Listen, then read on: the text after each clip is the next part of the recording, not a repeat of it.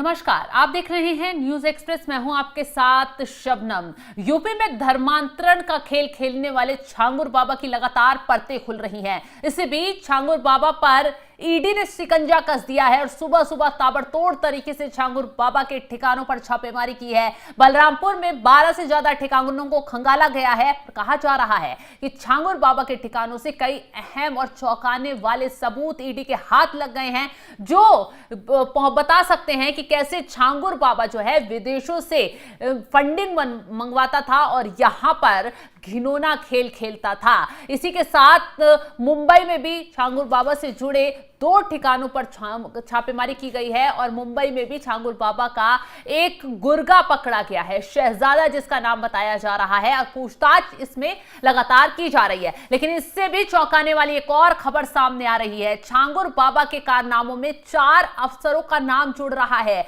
अब ये अफसर कौन है, इसको लेकर जल्द ही एटीएस की तरफ से खुलासा कर दिया जाएगा। लेकिन आपको बता दें, ईडी को शक है कि छांगुर बाबा इस धर्मांतरण गिरोह का मुख्य सरगना है। तलाशी के दौरान एजेंसी को उसके ठिकानों से भारी मात्रा में नकदी, सोना, जमीन के दस्तावेज, महंगी गाड़ियां मिली हैं।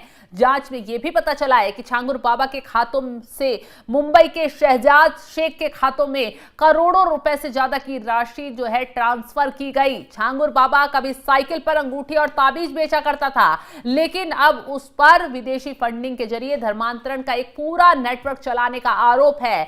उन्हें छांगुर बाबा को अभी हाल ही में गिरफ्तार किया गया। यूपी एटीएस ने उसके सहयोगी नीतू उर्फ नसरीन, उसके पति नवीन को भी हिरासत में लिया था। अधिकारियों का कहना है कि छांगुर बाबा ने धार्मिक गतिविधियों की आड़ में करोड़ों की संपत्ति बनाई। शुरुआती जांच में पता चला है उसके पास से करोड़ों रुपए की संपत्ति मिली है और लगभग 40 बैंक खातों के जरिए 100 करोड़ से ज्यादा की विदेशी फंडिंग का यहां इस्तेमाल भी किया गया, जिसमें से ज्यादातर पैसा कथित तौर पर मध्य पूर्व देशों से आया है। यानी कि विदेशों से साठगांठ कर छांगुर बाबा जो है यहां हिंदुओं के खिलाफ साजिश रचने का काम कर रहा था। छांगुर बाबा बलरामपुर के रहरा माफी गांव का रहने वाला है और वहां का पहले प्रधान भी रह चुका है, ऐसा खुलासा हो रहा है। उसका नेटवर्क खासतौर पर नेपाल से सटे अतरौला इलाके में फैला हुआ है। ईडी फिलहाल छांगुर बाबा, उसके साथियों के बैंक खातों, संपत्तियों, विदेशी लेन देन की जांच कर रही है और जिसमें यह पता लगाया जा रहा है कि इस पैसे का इस्तेमाल जबरन धर्मांतरण के लिए किया जाता था या और भी कोई काम जो है छांगुर बाबा इन पैसों के जरिए करता था।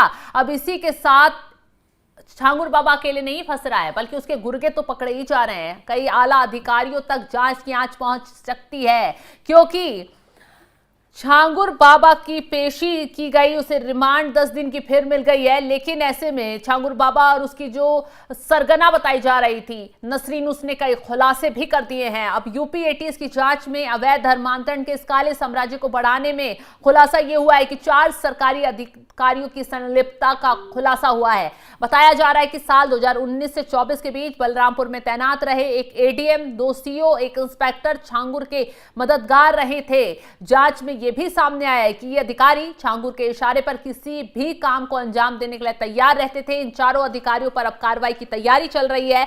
इससे पहले यूपी एटीएस की पूछताछ में खुलासा हुआ था कि छांगुर बड़े पैमाने पर देश में धर्मांतरण करवाने के लिए काम कर रहा था। इसके लिए उसने अनुयायियों की फौज खड़ी कर रखी थी। धर्मांतरण के लिए छांगुर बाबा ने मैदान में 1000 से ज्यादा मुस्लिम लड़के उतार रखे थे। गिरोह का जाल यूपी, बंगाल, तमिलनाडु, कर्नाटक, महाराष्ट्र में फैला था।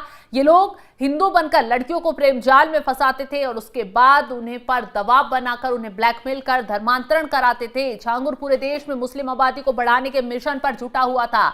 जिस तरीके से उसके ऊपर खुलासे हो रहे हैं, बेटे महबूब को पूरे अभियान का लीडर बनाया था और उसे जिम्मेदारी भी सौंपी थी कि मुहिम पर नजर रखे और उसको आगे बढ़ाए। छांगुर ने अपने बेटे महबूब के साथ धर्म परिवर्तन करने वाले नवीन को लगाया था, जो तकनीकी सहयोग करता था। छांगुर को हिंदू व्यक्तियों के बारे में रिपोर्ट देने के लिए एक टीम काम कर रही थी, जो जगह जगह आम लोगों की तरह ही घूमती थी और फिर छांगुर को पूरी डिटेल देते थे। इसके बाद जिलों में काम करने पर इन जो गुर्गों को छांगुर की तरफ से पैसे भी दिए जाते थे और नेपाल में बैठकर छांगुर का गिरोह आईएसआई के संपर्क में भी था। यह खुलासा हो रहा है कि छांगुर सिर्फ यहां धर्मांतरण का खेल ही नहीं खेल रहा था, बल्कि भारत की जड़ें हिलाने के लिए पाकिस्तान की आईएसआई से कनेक्शन भी बनाए हुए था और बड़े लेवल पर विदेशों से जिस तरीके से फंडिंग आ रही थी वो बेहद चौंकाने वाला है। खैर, अब जो 4 वो अफसर हैं उन पर तो कार्रवाई होगी, सबूत जुटाए जा रहे हैं, एटीएस लग गई है, ईडी अलग सबूत